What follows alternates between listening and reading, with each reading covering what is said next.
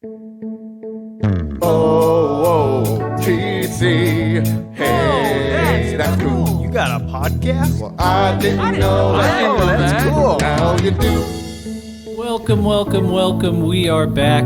Oh, that's cool. OTC's foremost podcast on all the great people that you work with here at OTC. I, of course, am Jared Durden, and with me, as always, It's me, Andrew Crocker. How you doing, sir? I am fantastic. How That's are you? good. I'm doing great. I'm doing excellent. Although you ever listen to our old episodes? Oh, all the time. Oh, I do too. I listen to it all the time. And I was listening to our episode with Craig Granger, and at the end of the Craig Granger episode, you made him cringe. You triggered him when you mispronounced. I'll do it. You attempted this time. No, thank you. Rinderpest. I'll stick with Rinderpest. It's Rinderpest. Okay. But there was a actual scientific name for it that you said to his face. Oh yeah, I don't triggered remember him that to now. his face, and that got me thinking. Everybody in a different field has to have a different answer. Anybody listening to this, feel free to comment on social media. As a physics guy, what is something a layperson says to your face about physics that triggers you, that cringes you a little bit? I've got so many things in politics. Gravity.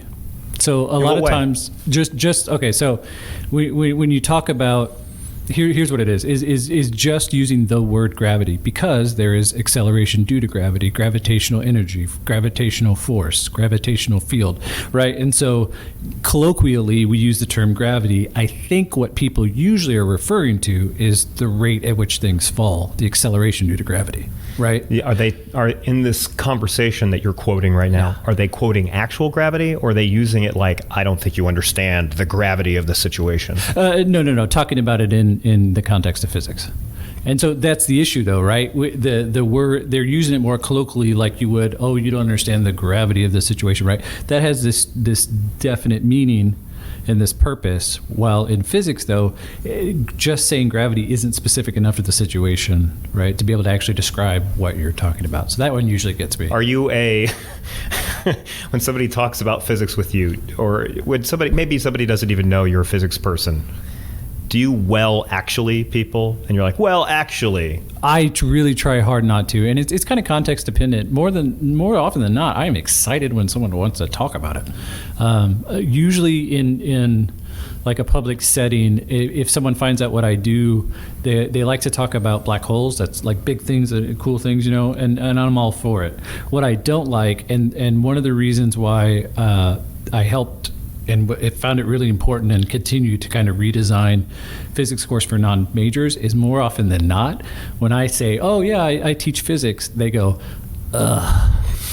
Because people have had these experiences in physics classrooms, right, where they don't have necessarily a good time. And so, if people want to talk about it, I will not exactly them. I will say, oh, what else do you think? What else do you think? And then if I have the opportunity, right, you show them other examples, or you talk about things in a context that they can kind of learn from how you use the language, right? Yeah, I was thinking about it. There's, like physics, there's so many things that when lay people discuss politics with me, there are so many things that can not set me off as the wrong phrase. Using your language, what's the cringy political thing? I would say when somebody tells me that Republicans prefer republics and Democrats prefer democracy, that they're just going off people don't understand. Those party names are just team names. That might as well be the Chiefs and the Bills. Those are just team names. They have their own team colors. Sure. They have their own mascots.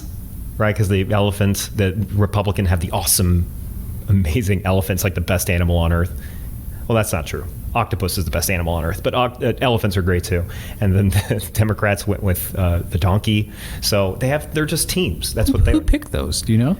There is we need to get Miss Bump back on the pod, but elephant is beyond me. But you have to go back to, I think it was some crotchety old Democratic president. Maybe our guest knows. It was some crotchety old Democratic president whose critics often called him the not kind word for donkey. And so he's like, I'll show you. I'll make it the logo. He owned it. He he went into it. Which to me, purposefully calling yourself something terrible to spite your enemies is the most American thing I can think of. Most American thing I can think of. There's so many. Because I remember back in 2016, Hillary Clinton, when she was running against Donald Trump, referred to his supporters, a bunch of his supporters, as a basket full of deplorables. Do you remember that ridiculous phrase? And I can't tell you how many Facebook pages I saw that were like, we're the deplorables of the United States. Like, I'm like, that's American right there. And sure enough, one of our major political parties has the donkey as its... It's not all bad, though. You learned in Sunday school, Jesus rode a donkey into Can Nazareth. I add, if we, referring to this as the pod, that's going to be a cringy thing for me. I think that's the first time I've called that. I think I was in a rush to get to point B on that. So fair enough. Another episode, Jeffrey Johnson. I had one of his students who's in his podcasting class reach out to me and came and interviewed me, and I was on a student podcast today, which I thought was awesome. Fantastic. How was that? It was really fun. Great question. Had this cool little handheld recorder. He did it all. It's all portable. It was neat. Great. Hey, if any of you are listening, bring me on. I'd love to be a guest. So I still have it in for Jeff Johnson. He's got to do a rock farm with me. I got to do like a Tom Waits episode with him.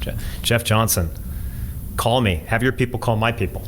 Maybe season 2 or season 3, maybe. I don't know. Just work me in. So you had something you wanted to do real quick before we get to our guest. You had an I messed up. I did. First of all, I called it a pod. That's that's an I messed up from about 3 minutes ago. But in our episode with Selinsky, which just aired, these are obviously we sit on these for a couple weeks before. Michelle Selinsky. Yes, Michelle Selinsky, the great Michelle Selinsky of Veterans Upward Bound. I told her that in Germany, after you graduate high school, you have mandatory military service you have to serve. That was true at one point. It has not been true for decades, though, in Germany. It is true in other countries. In Israel, it is true for 1 year. I had a good friend that shared that experience with it and enjoyed it. Didn't continue service, went on to, he was at Drury getting a degree in chemistry. But the larger thrust of my point stands. But I imagine any German-American faculty members or German enthusiasts, Germanophiles, whatever you might call them, I imagine they may have just like, this guy doesn't know what he's talking about. And it's true. In that moment, I didn't know what I was talking about. So touche. I screwed up. So we have with us a very special guest today, the chancellor of the college, Dr. Hal Higdon. How are you today, sir? I'm great. How are you? I am fantastic. It feels very official in here. It feels very official. It does. It looks official. At least by this podcast standards. I just found it interesting. The student had everything in one little piece of equipment, and you have this giant board, and you're very analog. Yeah. Well, again, this is the caveat we share with all of our listeners is that I have by default ended up as the tech guy of this. I am not. I am just an avatar. The tech guys are behind me, helping me out every step of the way. I understand. So to start off with, something that a lot of our listeners maybe haven't had the chance to do is to sit down with you and ask some just questions about you. Okay. So we'd like to get to know you a little better. Tell us just a little bit about yourself, where you're from, how you got here. Well, I grew up in a town called Decatur, Alabama. It's on the south bank of the Tennessee River, about 35 miles south of the Tennessee line in what we call the Tennessee Valley. Most people are familiar with Huntsville, which is the home of NASA. And so our town in Decatur and Huntsville are kind of like Springfield, Nixa, Ozark. It's one metropolitan area. And my family's been there since the early 1800s. And I went to the University of Alabama, studied business, and then got into higher ed through the workforce development HR field, and then was in Mississippi for 13 years and did my master's and PhD there. And your master's was in? Higher ed. Higher ed. And PhD as well? Yeah. So what did you do as an undergrad? Undergrad was business.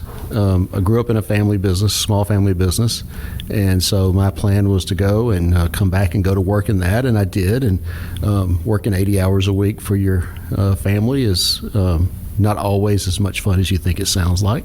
What kind of business? It's a sign, rubber stamps, seals, marking device business, and we work very hard and for not a lot of pay. Sure. So the world of higher education seemed better hours, getting off at Christmas, things like that. And so I made the jump and loved it. That was in 91. 93, I moved to Mississippi on the Gulf Coast. I was there from 93 to 06, finished my doctorate in 99, and then came here in 2006. So I'm on my 16th year at OTC. Wow. How many Christmases did you work?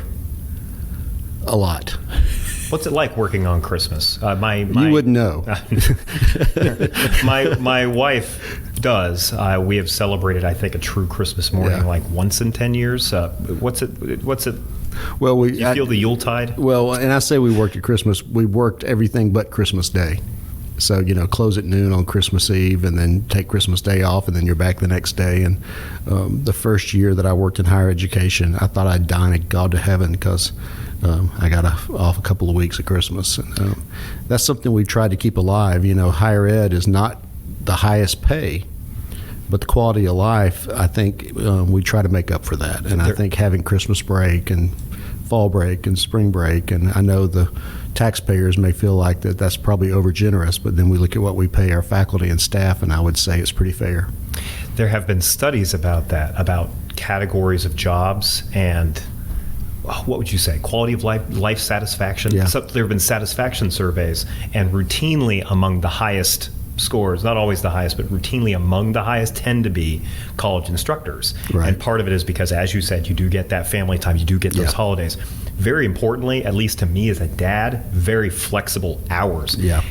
God forbid something happens at school. I've gotten that phone call a couple of times, and you need to be there for them.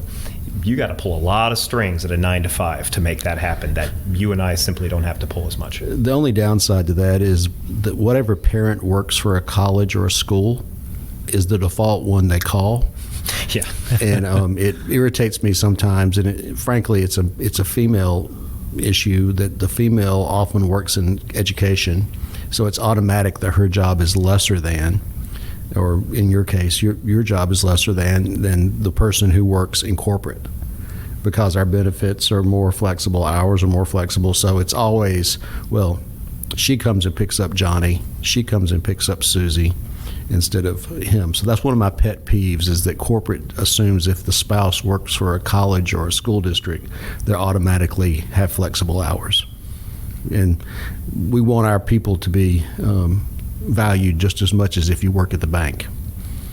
Absolutely. And those hours, I mean, even though flexible though they may be, they can be packed. I mean, just burning an afternoon. Well, and hours at home, grading papers. And I don't know about you, but I probably work as much in the evenings and at home as I do during the day.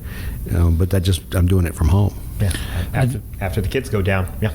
And and that's changed over time, and now the reality as an instructor is you're on call almost 24 hours a day. Oh, you are. Right. As things have evolved now, office hours have moved on to Zoom. A lot of questions and things are dealt with email. We don't really see students as often just physically come into office hours. So that's really kind of expanded that time. You have been here 16 years. Mm-hmm. What are a couple of the big sea changes you've seen over the decade and a half? One of them is when I got here in 06, OTC was founded in 1990. We're a very young school. We were still considered not quite sure what we were.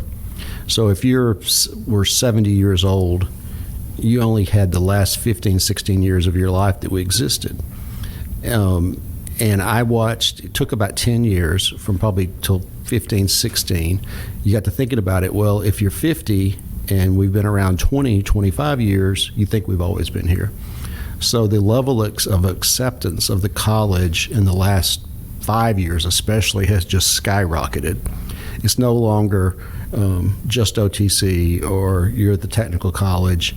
The haughtiness of some of our sister institutions as they've struggled and we haven't has helped that as well. But if you're 40 years old and the college is 31 years old, you assume we've always been here. Mm-hmm. So you have to think about the perception of the average person now is we might have well been around 100 years because they've known it all their life. That's why we passed a tax levy in 18 so easily. That's why we have such good support, and that's why we have great articulation agreements with universities, because they can't live without us now because they need all of our students. It helps that some of our alumni can become very distinguished members of the community as well. Exactly. You look at Paul Sunday, who is obviously Big Whisky's is his business alumni, met his wife at Graff Hall. She's an alumni, and now he's on our board of trustees. And there's no bigger supporter of OTC than he. Met her at Graff Hall? Yeah. How about that? In a class? Yeah. In a hallway. And evidently he noticed her for some reason, and she noticed him. And I think he tells the story that he chased her until she told him, come ask me out. So it was a case of, I think she was a little more bold than he was. So interestingly enough, you said he owns Big Whisky's? Yeah. Interestingly enough, I met my wife at a Big Whisky's. How's that for a little yin and yang? And Big Whisky's is one of my favorite places, especially on football Saturdays. I go have a Bloody Mary and a little late brunch and watch Alabama play football. It's nothing better than that. So let's go down this hall. Your free time, right? So when you're not here, and I know, I remember last year Daniel Oganyemi spoke on this idea of if it not being work-life balance anymore. Now we talk about work-life integration, right? And sometimes it's hard for us to separate ourselves from what we do. In your free time, how do you unwind? What are your kind of hobbies? What don't we know about Dr. Hal Higdon? Well, probably not surprising. I'm a big reader. And when I'm in the car, I have an Audible book on. Obviously, one of my things are presidential leadership. I've gone in order. Lately, I read 3 books on Eisenhower, 2 on Truman, I take that back, 3 on Roosevelt, 2 on Truman, 1 on Eisenhower, and then I just finished a book about the presidency of George Washington and the 7 pillars of power that he set up. So, I'm a history buff. I can't say I'm a historian because I don't have a degree in that, but I love it. So I spent a lot of time reading, and then I've been playing a little more golf, taking lessons. And then just, I hate to say it, but work is kind of my hobby too. So I don't feel like I ever actually quit. Now, I don't mean to tell tales out of school here, but I have it on high authority that you were a mean fantasy football player as well. Well, I am in first place right now in the league. So it's all about drafting and not being too loyal to your own school. The first couple of years, I was too loyal to my own school, so I had to learn how to drop those Alabama players when they didn't perform. Yeah. So, and I'm a big football fan as well. Yeah. And Alabama's your team, I take it then? Yeah. And they asked me what professional team I'm a fan of, and I said Alabama. We pay well, just like a pro team. I'm a big NFL fan. Yeah. There's a running debate every year. There's a terrible, like a 1-16 team. Yeah, like Jacksonville. Somebody that bad. Yeah. And they're like, if you match them up against Alabama, who would win? Yeah. And my honest answer is the NFL team every time. Yeah. Alabama would give them a run for their money a couple of those years. But the level of talent is obviously completely different. Although with Urban Meyer coaching, I would probably take anybody playing Jacksonville. So something we like to ask to get to know people better is share with us a hero of yours or someone that inspires you, someone that our listeners might not be aware of that's important to your life or to your success. Well, I mean, when you grow up, I was the oldest child. Both my parents were only kids, so I didn't have a lot of aunts and uncles that were my age. They were really my grandparents' brothers and sisters, and my grandparents all had tons of brothers and sisters. And I had these aunts and uncles that I just thought were, when I was a little kid, just gods. They were just cool, and they knew things, and they, it was in the South, they farmed, they were carpenters, they just did things. And I, did woodworking and all that. And so I was always amazed at people who knew how to do everything. My grandfather could hitch a team, he could plow a field, he could build a house, he could do anything with a 6th grade education. And then I have a PhD, and I couldn't build a box out of pieces of plywood without tearing them apart. So I've always had a real affinity for people who have that innate ability to build and to do and to, people don't realize, but a good carpenter is an arts is an artsman. I mean, they're really an artist. And so that's one thing. And then, as far as leadership, I was just saying right before I came in here, my first presidential election, I voted in a presidential election was 1980. And I was a Ronald Reagan young Republican. And he came to the University of Alabama when he ran for re-election in '84. Got to meet him. And you look at his path to, son of an alcoholic, strong mother, which, as Andrew knows, there's a lot of strong mothers, weak father politicians out there. His father was really problematic, moved every couple of years, but he had a strong mother. And so Reagan was one of my big idols growing up. And then I've really gotten to be a fan of Eisenhower and Truman. I've been to both their libraries. I give to both libraries. And you think about that we had a period of 16 years, basically the end of World War II through 1961, where two men who grew up, failed fathers, strong mothers, 100 miles from each other, ran the world. And, one from Kansas and one from Missouri. So that's a long answer to a short question. That's a great answer. One of the most prominent politicians of the 21st century was Barack Obama, who his father was a craziest life story ever. His father was a Kenyan goat herder, and his mother was a woman from Kansas. How does that even happen? But of course, he gets airlifted in a humanitarian thing. They meet, and all of a sudden, fast forward 50 years, most powerful man on the planet. But that's and just to reiterate your point, very strong presence from his mother growing up, compared and to grandmother. Complete absence. Very important, her grandmother, his grandmother. I read his autobiography when it first came out, and it was one of the best ones I've read. A lot of people write about themselves. Not everybody is as introspective as Obama was, but his grandmother, no education, became a vice president of a major bank in Honolulu, basically raised him. And his grandfather as well. But again, that pattern shows for a lot of great people having at least one parent who is that strong role model. I know you have you are communicado with senators and the governor.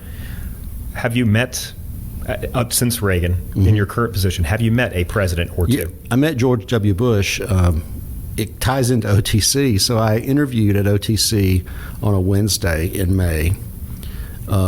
We had been hit by Katrina the year before, and President Bush was coming to be our speaker at graduation on Thursday. And it was the first sitting president to ever speak at a community college, which is sad to say that it took till 2004 or 2006 for that to happen. So I flew out of Springfield, and we were the last plane that landed in Gulfport, Mississippi before they closed airspace for Air Force One. My wife came and got me. We went into the arena. The whole first floor of the arena was washed out, and he came and spoke and got to meet him, and he was just very, very down to earth. What you see him now, especially now that he's left office, there are no airs put on at all. He's just a very, very down-to-earth person. And then I met Vice President Cheney, who's just as odd as you would think he would be. He came, we had a military ball every year that we always went to, and we met Bob Dole there, Colin Powell, and Cheney was the only one who just seemed irritated to be there. When you are as elbow deep in everything that makes the world tick for as long as he was, I don't know how you could ever be well adjusted again. Yeah. Well, he was just, you could tell he was sitting vice president. You can tell he had better things to do, and he wanted that dinner to get over, and he wanted to get out of there and get back on Air Force Two, where Bob Dole, he and Liddy Dole, we built air frigates and LHDs at Ingalls Shipbuilding, and they had to drag him away from the thing because he wanted to stay and talk. And then Colin Powell was the same way. So it's just very, very different people. Given kind of the state of things today, and is there any insight that you have, being as involved as you have in local politics and beyond that, just kind of from your perspective, is there any kind of wisdom or perspective that you have about the current climate of politics?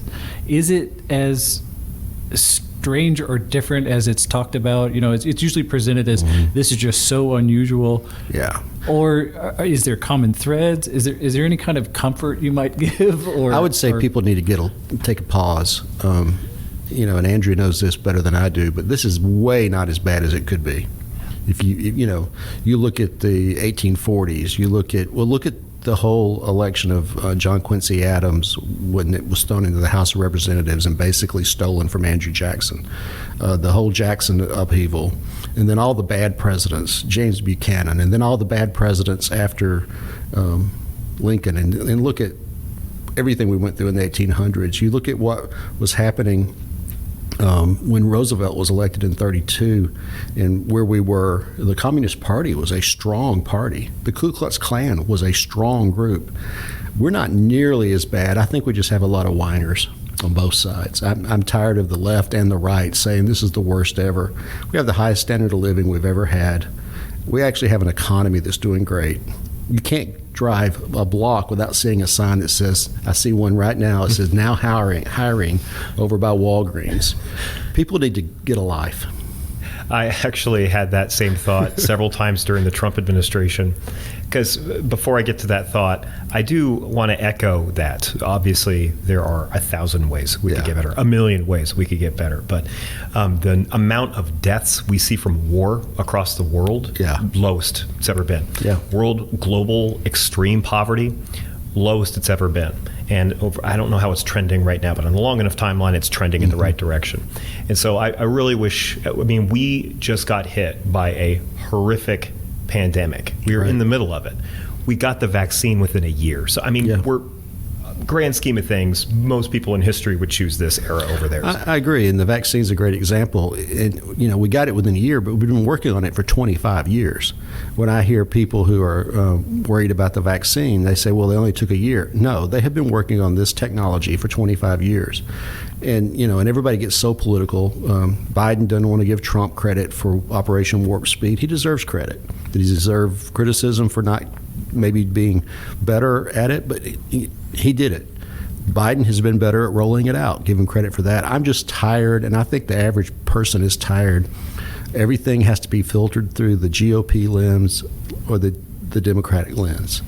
We just need to look at it a lens. Did they do a good job, do a bad job? Did Biden mess up on Afghanistan? Yes. Did Trump start down that road? Yes. Should Obama have upped it? If you read the last book I read on that issue, Biden tried to talk Obama out of putting those extras in there. Out of the surge, yep. Yeah, and it was because he got boxed in by the generals because he was a young president. So every president messes up. Every president does well. And I get so tired of people, if Ronald Reagan did a good job, I got sick of Tip O'Neill, could never give him credit. And it's always that way. And I think we need, as Americans, we need to quit looking at everything. I have friends that are Trump supporters. I have friends that are Biden supporters. They are loath to say anything positive to each other about that person. And I think and if you go back, I was just reading during the era between the end of the Revolutionary War, when we were on the Articles of Confederacy, every state considered themselves a nation. Their country was Virginia. And George Washington spent 8 years trying to get us to consider it as a country, and we're starting to move back. We have attorney generals who are saying, well, the law doesn't affect Missouri. We're back to this states' rights thing. Well, I think George Washington and Alexander Hamilton answered that question 200 years ago. Federal law is supreme. I don't care who you are. And so I think we need to get away from this parochialism, this regionalism, and this I'm in Missouri or I'm in Texas or I'm in Kansas or I'm in New York. I'm going to walk away from what the Constitution says. So that's a pet peeve of mine. A couple different thoughts on what you just said. First of all, first thought, shout out to Dr. Vivian Elder, who made on that vaccine development, made that exact same point in our second episode. Yeah. A great episode. Second of all, I just wanted to cut back to something you had said about people hyperventilating a bit about the current political climate, not looking at a lot. I just remember this a ton during the Trump administration, which had its own set of problems. But I remember hearing this a lot from Trump critical friends of mine. They'd say, this is like 1984. Like, have you read 1984. They torture people in the Ministry of Love in 1984. Maybe take down the temperature. Well, people tend to pick up phrases, and they don't understand what the phrase means. Yeah. Mm-hmm. I was in high school in the late 70s, early 80s, and we had gas prices that went from 39 cents a gallon to $2 a gallon. You had to stand in line for days. I mean, Jimmy Carter came off as the worst president in 100 years. And he probably was one of the worst presidents. He was right about a lot of his stuff, but he just didn't know how to be a president. He tried to do everything himself. He turned out to be the best former president probably ever. But if you want to go back to oil embargoes, hyperinflation of 21%, I had family in the construction business that went completely out of business during that time. And then you look at today, and I was born in '61, so I'm right at the end of baby boomers, just before Xers.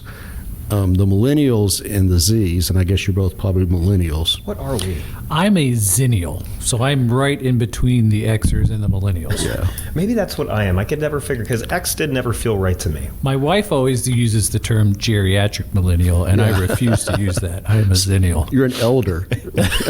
Elder, yeah. But I think I think the biggest mistake we made in this country, and I see it now, is the lack of teaching history the way it should be taught, and political science. I put a thing on Facebook. I said all of our problems today is because we let coaches teach history and political science in high school. I actually had a coach that taught in high school who we always knew we didn't have to worry about the lecture because he had read the book the night before just like we did. So I'm going to argue for mathematics as well, because one of the things we see a lot in terms of misinformation is people taking advantage of the majority of Americans not understanding graphical representation. You're right. Right? So they'll show you things a lot of times on small scales, or they'll kind of pervert the scale in order to kind of communicate an agenda. And also, I'm going to do this on I Messed Up. There was this amazing speaker I saw at Drury, and he talked about one of the biggest issues that we are facing is that people don't understand the logarithmic function, because it's this idea of we approach most of our problems as if they're linear, but our most severe problems are actually exponential. Yeah. And so if we wait until precipices to take action, it's too late, right? And like climate change. Like climate change is a great example. And I wish people would think more, when it comes to problem solving, I wish people would think more probabilistically. Like sometimes you're making the choice, there's rarely in life and in politics, since that's my specialty, a right and a wrong way to go. There's a whole variety of options. Sometimes all your options are bad, and so you have to think. And this kind of cuts back to an Afghanistan comment from Dr. Higdon. But you have to think probabilistically. What's most probable to not be horrific, or most probable to somehow work out? That's something I don't know what subject. And that's challenging, right? Because that was Einstein's big trouble with the development of quantum mechanics. He famously said God doesn't play dice with the universe, right? Because in the quantum field, they were developing this understanding of wave functions as having a probability of being at some state, depending on how you observed it. I want to agree with you about the math, because I watch people who they don't know the difference between a median and a mean. And that can be easily manipulated, right? Choosing which one you use. I actually, when we worked on our equity funding formula for community colleges, I picked the one that was the most advantageous for us, and that's the formula I put forth, and nobody questioned it. Yeah. And then we redid it, and somebody else was in charge, and they used the median instead of the mean, and it wasn't as good for us, but I couldn't argue because they were right. But it's, as long as they didn't know the difference, I was fine. And with 11 educators, none of them mathematicians, I had Marla Moody, who knew math, so she figured out the best formula for us, and it helped. But when people argue against the science, and they want to take a statistic that they see on the internet, and then they quote that statistic, and they don't even know what it means, it's very frustrating. And then even even people on the national news, I'm shocked by how many times they don't understand what they're saying. People quoting scientists, NBC, CBS, CNN, they get it wrong, and nobody seems to know it. You do, because you're a mathematician, you're a physicist. But even I, from a lay point, understand you can't say it that way. People don't understand that increasing from 72% to 74% is not a 2% increase. It's 2 percentage point increase. Mm-hmm. And so I hear that all the time. So I think we, somewhere along the line, have really let our educational system down in the K through 12 because we just don't require the rigor that we used to do. And I know I sound like an old curmudgeon when I say that, but I think there's something to be said. You know, I know when Columbus came to America, it was 1492, I learned the poem. You know, we had this philosophy for a while. There's so much information. We're going to teach you how to learn and then not teach you anything because there's so much to learn. What we found out is people don't do optional. So people don't learn on their own. Very few do. We have to go back and start really teaching people, this is what the Continental Congress did. This is what the Declaration of Independence did. This is what the Magna Carta means. This is what the United Nations means. And the same thing with mathematics. Sometimes you just have to memorize and learn, and then you do, rather than just say, well, you're always going to have a computer. You're always going to have books, and you're going to read them. What we know is a lot of Americans don't read. If you do surveys, there's a lot of people who, other than reading Facebook, that's the only reading they do. And that's scary. You know, that's one of the reasons why I will take an instructor over Google just about every time, because I can find facts using Google. But what a great instructor can do, at least in my field, they don't just give you the facts, they give you the narrative, and the narrative implants those facts in you in a way that'll make it easier for you to recall it later down the road.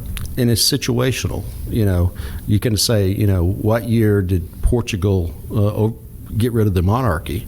Well, why is that important? What's the context of that? What is the context in that in Portugal trying to fight off the Spaniards? And just, you know, I can ask Alexa anything I want, but that doesn't mean it has context.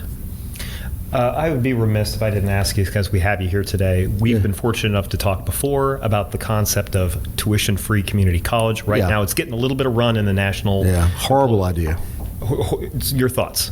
If you look at what the Biden administration has proposed, it will absolutely decimate Missouri.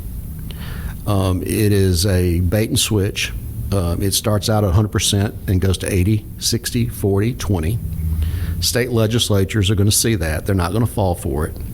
So let's take the state of Missouri. This is the state that did not expand Medicaid because there was a match. And it was also actually much more generous. It was 100, but then it just barely went down.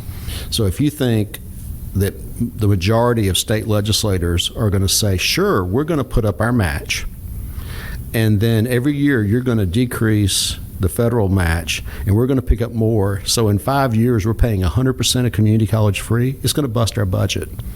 So what's going to happen is, let's say Missouri doesn't do it, Kansas doesn't do it, Illinois does it, Arkansas does it, Iowa does it. So if you're a school on the Arkansas border and you can offer, let's say, Northwest Arkansas down in the land of Walmart, they decide to do it. So it's free to go there. Crowder, you have to pay full tuition. Or St. Louis Community College, or you can go over to East St. Louis for free. So it's not free community college. There's no such thing as free. All they're saying is we're going to make it free at first with the federal government picking up 100%, and then gradually the states. The easier thing to do, the Pell Grant program is the most successful post-World War II educational program we've ever done. What we need to do, and this also will serve our four-year partners, take the Pell Grant, take the family contribution, and double it to where the amount of money you can earn as a family and still get a Pell Grant, let's double that, and let's double the Pell Grant.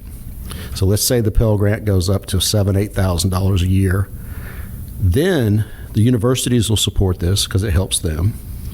It would basically take the Pell Grant from being only the lower third of our population to about half, helps the middle class. You get above the middle class, they're doing pretty good without it.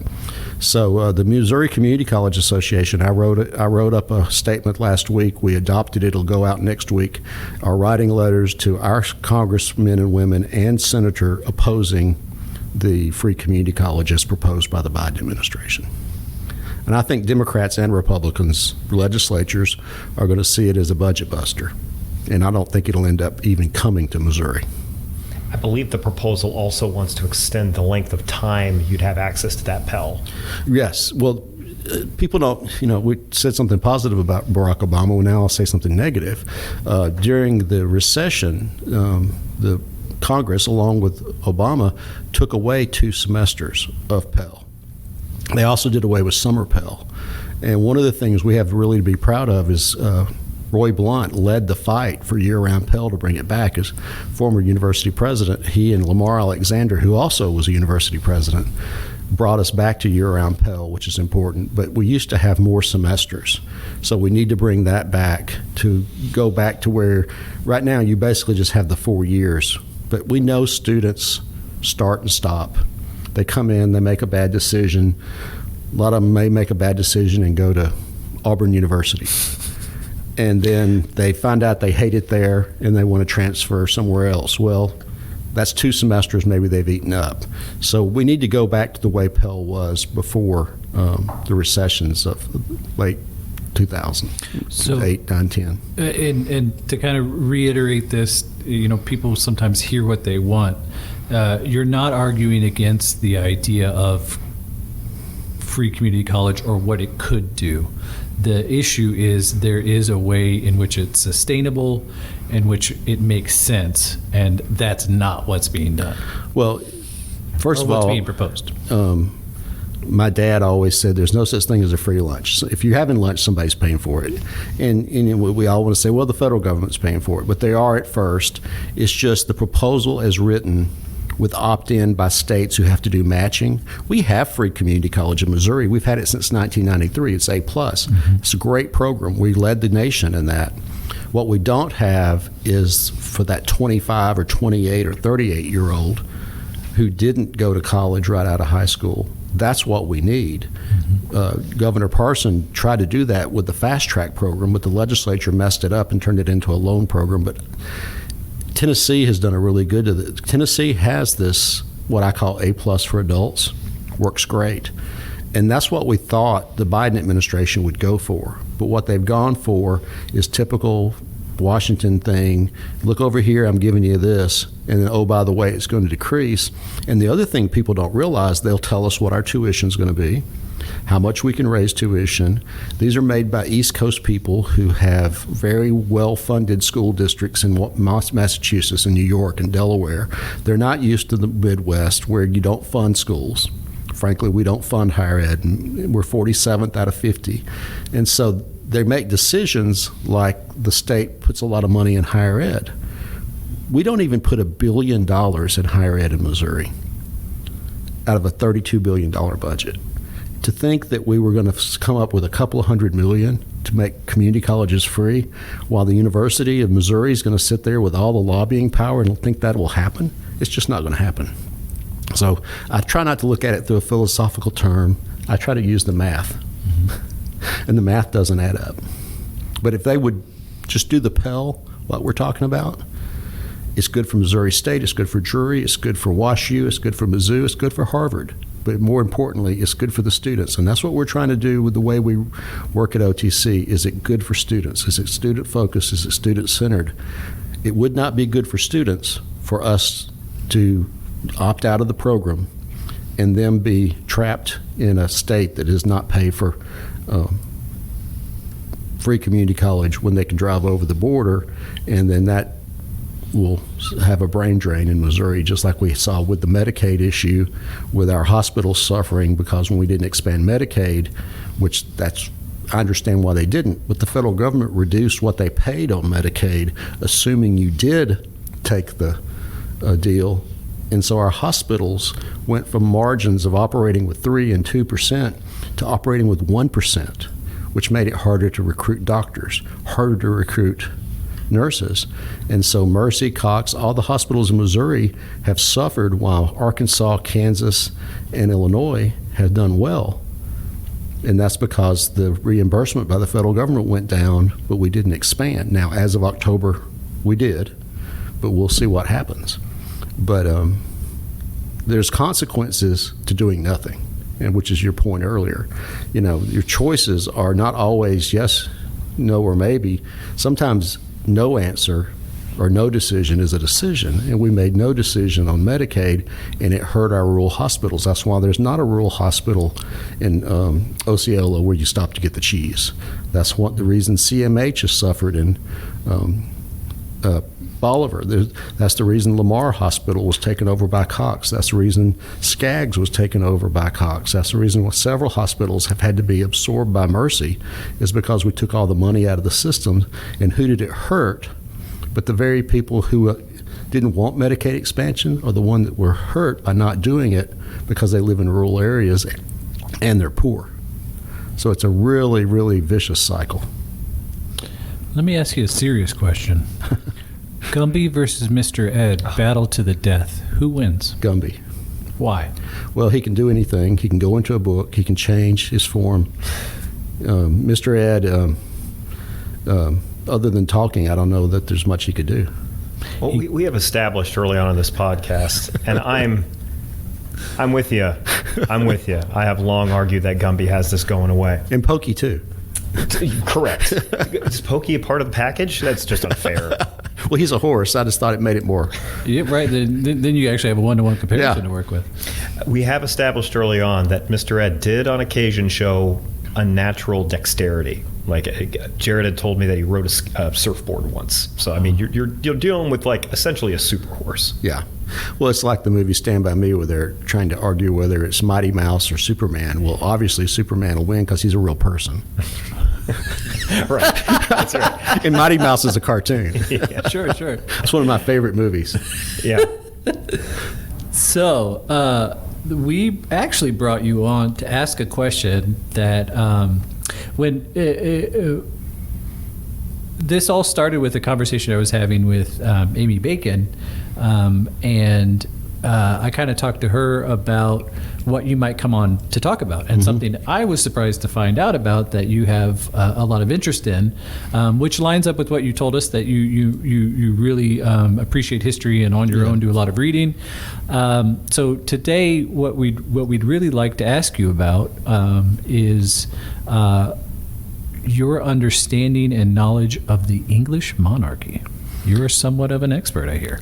I am not an expert, but I have spent way too much time on it and have been to England and been to the castles. And it's fascinating because the whole English monarchy, and I really only go back to probably William the Conqueror in 1066, but watching the development of the divine right of kings through the Magna Carta, through the Glorious Revolution, which was basically Cromwell killing everybody who had any sense, and then getting rid of Cromwell, and then the Restoration. So I spent a lot of wasted time thinking about English history, but not just English history, Irish and also Scottish. When I went to England, I actually enjoyed Scotland more than I did England because it was just fascinating. But and then the current monarch, I mean, having been queen since she was 26 years old, and 13 prime ministers, 8 or 9 presidents. She starts off with Winston Churchill, and now she's got crazy Boris Johnson. So it's just, I find it fascinating from a history standpoint, and also to look at the good and the bad and the weak. Because, with the hereditary, you would think they would all be, but they've been several jumps.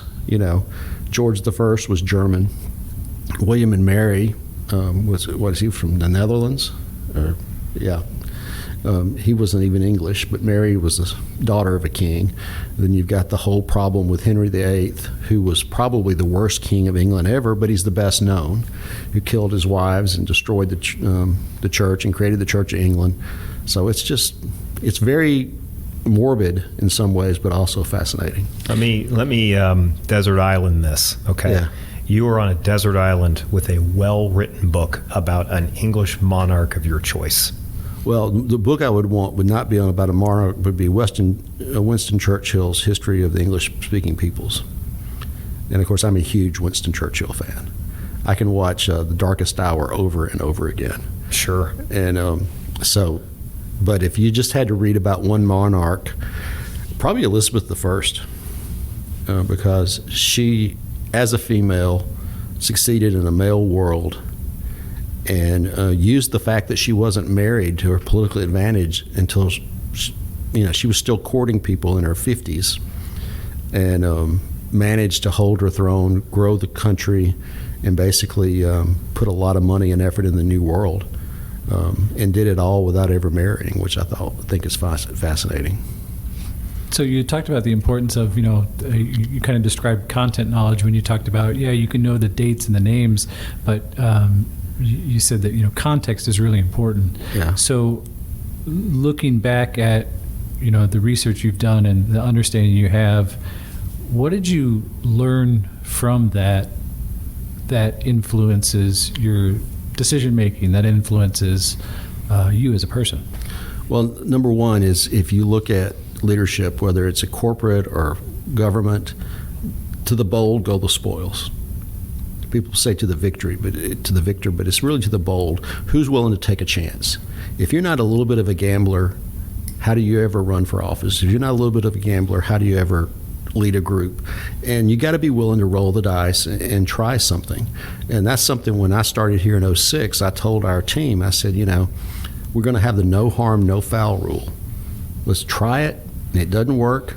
We say, great, we learn not to do that, let's do something else. I worked for a person one time who any mistake was the end of your career. So everybody who worked for him, when I got to work at that college, nobody would try anything, because if it didn't work, then you got your head handed to you. So what I always have noticed, great leaders, Churchill's a good example, Roosevelt may be the best example. Which Roosevelt? Franklin. Teddy was I love Teddy, but he was a little nutty, and he wanted to do everything himself. Franklin understood hiring great people. He understood that Frances Perkins, number one, the first female cabinet member, and number two, she knew what she was doing with labor. But he had Harry Hopkins. He surrounded himself with people who were smarter than himself. He did not have the ego where he was afraid if somebody was smarter than him that they wouldn't be able to do. So he hired all these fantastic people. The support he gave General Marshall, the support that he gave Dwight Eisenhower, who was basically a colonel when the war started and never commanded anything, to be Operation Overlord and Supreme Commander. But I have seen the worst leaders are those who try to hire people not as smart as themselves, and then they dumb down their organization. So I always try to emulate, hire people smarter than me, more knowledgeable than me, and then get out of their way. That reminds me of I believe it was former New York Mayor Michael Bloomberg, who was asked, what have you accomplished in your first year in office? And he says, well, I've hired all my deputies. And people don't understand the gravity, importance of that task, as you just illustrated. Yeah. A question about the modern monarchy, because I've thought about this myself. Do you think it would benefit America to have like a first family, not politically powerful, but more PR powerful? I thought about this a little bit with the Trump family, because the Trump family, by and large, other than the political leanings, which were controversial and continue to be, of course, but other than their political leanings, that's a older, attractive family with, star power. I was like, maybe what we need is like an American monarchy of such. Well, we almost had that with the Kennedys for a while. But, the beauty of the British system is that the head of state never expresses an opinion, just does ceremonial, does her work, and once in a while she gets pulled into things because of get a hung parliament. But the national symbol never looks at the politics, where our national symbol is also our chief magistrate. I wouldn't want to change it, but it does make it messy. You can have a And well, go back to, we've had a lot of presidents who had problematic brothers, mothers. Jimmy Carter had a brother, Billy, who was a raging alcoholic and probably had a lot of other issues. His mother was very outspoken. So, and then Trump, he had problematic kids. You look at Beau Biden. I've actually met Beau Biden. And How about that? During the Obama administration, we were in Washington for a meeting. We were at a law firm, and he was there. His father had just become vice president, and they trotted him out to show off. But, I mean, Beau Biden is a huge millstone around the president's neck. And so that's the bad thing about having your head of state also be an elected person. But Americans fought too hard for a long time to get rid of a monarchy. But I do think that we do. I think we do have a political class. I mean, you think about the Bushes. The Bushes have been involved in U.S. government since Prescott Bush in the 1940s. So the Kennedys are still around. The Bushes are still around. We still have Bushes elected. You got George P. down in Texas. Yeah. And he's Jeb's son. And then the Clintons will probably be around a little bit. You never know about the Obama kids, but there's always been an American political class. Look at Romney. His father was governor of Michigan. He was governor of Massachusetts. He's now a senator from Utah. And frankly, about half the Republicans wish he was president. If it wasn't clear that the former president was probably going to run again in 2024, it would not shock me if his son ran. So I got a mail-in thing asking for money from the son the other day. I know we resisted a monarchy, but that monarchy told us who our governors were. It taxed us a lot, which we don't like people who tax us. But if it's just a guy who of course a woman who goes on TV and waves, stands in a roast parade. Yeah. I did not recognize, I guess I just, history, probably one of my weaker disciplines, but I didn't recognize that the head of state for the monarchy never made a political stance. No. The Queen has been queen since 1954 and has never expressed a political opinion except once. And that was at the request of the government, the referendum on Scotland leaving. It was going down, they were going to leave the UK. And so the Prime Minister, David Cameron, at that time asked her to intervene. So she was in Scotland, and a lady asked her, what do you think about the election? And it was well scripted. She said, I think we all need to take a pause and really think about it. And the polls changed overnight. The beauty about not taking stands is when you finally do, people really pay attention. And, and the exit polls showed that a lot of the Scottish people were afraid they would lose her as sovereign if they broke away from the UK. So the people who were pushing it said, oh, we'll keep her if we'll still be, she can be Queen of Scotland, but we won't be part of the UK. And then it showed that was not a good idea, and it died. So she very seldom expresses an opinion, and even then it's at the request of government. But the thing is, and every prime minister will say this, she knows everything. She reads everything that comes in the red boxes, and she's seen all the prime ministers, and she gives them great advice, which they are not supposed to ever mention, and she never says what they say.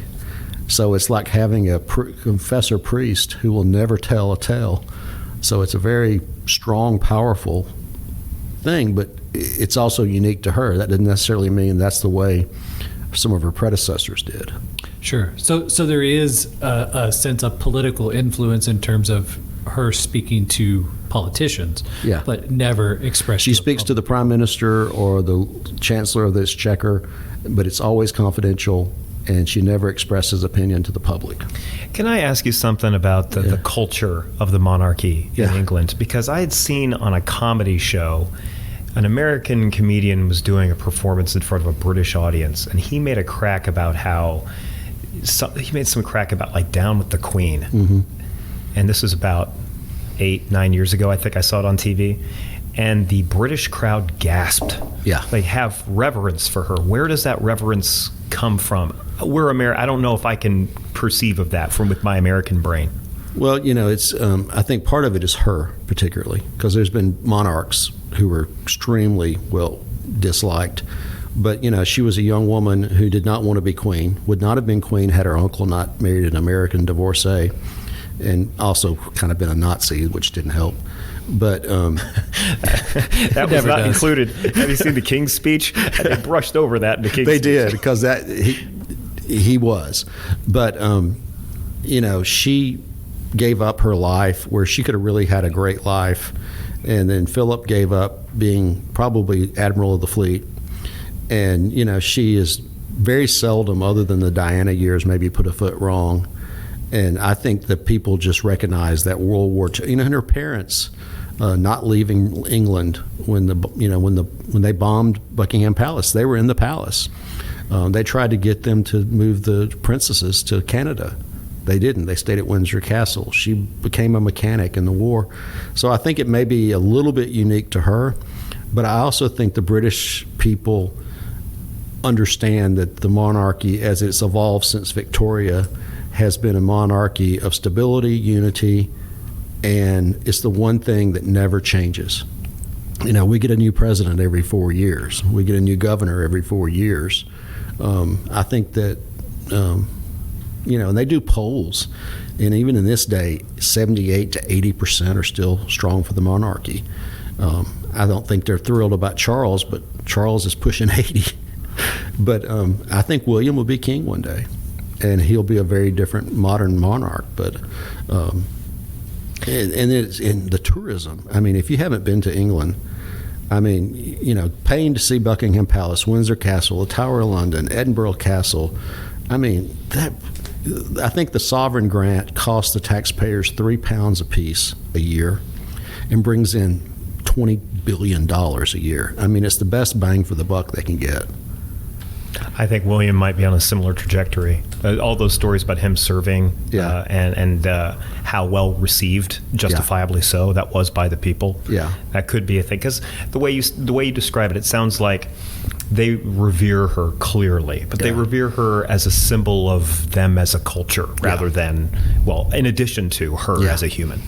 When I was in England and whatever year it was, Trump was president, just became president, we got in a cab, and it was just typical. It was like a central casting cabbie. And he goes, "Where are you guys from?" And we blokes from, and we said, "America." Go, "Oh, we love Donald Trump." He drove us for 20 minutes. We were going to the Tower of London, actually, and he was like, "You're so lucky you have Donald Trump. If we just had Donald Trump as prime minister and the Queen, it would be perfect." And he saw that as perfectly, And, that's interesting. But he was your typical, and of course, the great thing about London cabbies, they have to study and know every street and every street corner in London before they can get their license. Huh. They don't use GPS. If you've been in a cab in New York, you're lucky to get there. Their cabs are completely clean. They're spotless. And the cabbie knows every corner, and you can say, "We're looking at a pub. It's so and so and so and so." Oh, you're talking about the Churchill. And we went to the Churchill pub, which only serves Thai food, which was interesting. That is interesting. But it's served Thai food since the 40s, and it was. By the way, it was fantastic. We went twice. But the Churchill, okay. Yeah. Maybe we can get that would be I think that'd be a stretch for an endorsement. I gotta admit, maybe you could work out something for us for big whiskeys, though. Yeah. I got a little excited because I thought you were about to do an English accent. I know I can't, but so I backed away. I can barely do an American accent. I'm sure I speak for both of us here. We just really appreciate your time and really enjoyed the conversation. Thank you. I did too. Something that we've started doing now is we'd like you to offer up, is there someone on campus that we may not have access to or not be aware of that you think would be a great guest that we should get to know better, that might have some interesting topic that they would be able to talk about? That's a great question. We have a lot of interesting people. I don't know if he has a great topic, but he's just a funny guy, is Rob Rector. Rob Rector. I had mentioned, I was thinking about that because I was talking to, I believe, it may have been my wife. I was talking out of my mouth, and somebody was listening, and I was talking about how just about everybody I work for at OTC has an outstanding sense of humor. I'm close to Greg French, but over Greg French is Dr. Renner. Dr. Renner is really funny. Dr. McGrady has a great sense of humor. Dr. Barrett may be the funniest person I know. I think Dr. Barrett is the funniest person at OTC, but not always intentionally. I will say that I don't know Dr. Rector very well. However, he's not doctor. My so, apologies. Yeah. I don't know Mr. Rector very well, but I have been told by everybody who works under him he's hysterical. And he does impressions not well. Okay. Well, he does a couple well, but and he will never. Ned Reynolds had him on a few years ago on a New Year's Eve thing, just because nobody else would come on, as Harry Carey for a solid hour. If you haven't, really fantastic. And he doesn't really do Harry Carey. He does Will Ferrell doing Harry Carey. Talks about spare ribs and the moon. And we're going to have Rob Rector on. We are for parlor tricks. I've picked the topic. So we have learned a lot today. Obviously, there are quite a few things about the monarchy, American history and presidents, and kind of your life and getting to know you. Andrew, did you know that? I did not know that. I didn't know that either. well, now you do. Thanks so much. Thank you, sir.